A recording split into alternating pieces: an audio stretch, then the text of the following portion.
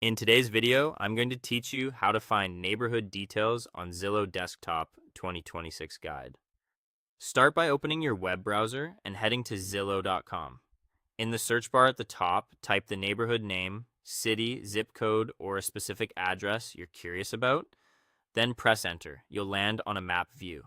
Use the plus and minus buttons or your mouse wheel to zoom in and center the map on the exact area you want to explore. Take a moment to get oriented. Panning around and adjusting the zoom will help you focus on the streets and blocks that matter most to you. Next, click on any property pin within your target area to open its full details page. This is your doorway into richer local insights. Once you're on the listing, scroll down past the photos, the description, and the features. Keep going until you find the section labeled Neighborhood. If you don't see it right away, scroll a bit slower. Zillow often loads these details as you move down the page. Inside the neighborhood section, you'll typically see 3 data-driven scores, each ranging from 0 to 100. The walk score reflects how easy it is to handle everyday errands on foot, with higher numbers pointing to denser amenities nearby. The transit score captures the convenience of public transportation options, such as bus and rail availability and service frequency.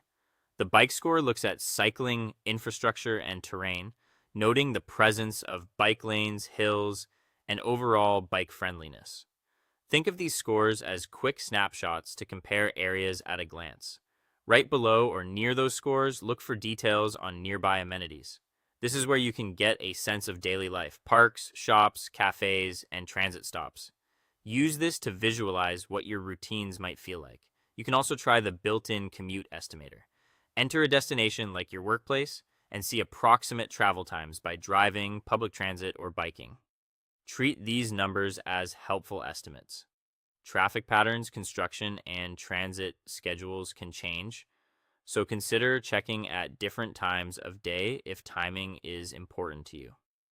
Finally, review nearby listings and recently sold properties.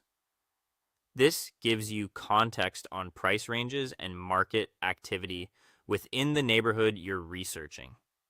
Compare similar home types, sizes, and conditions to ground your expectations and budget. You don't need to draw conclusions immediately. Just note the patterns you see and how they align with your priorities. And that is all for today. Using these neighborhood insights is a powerful way to confirm that an area matches your lifestyle needs. Thank you so much for watching, and I will see you in the next one.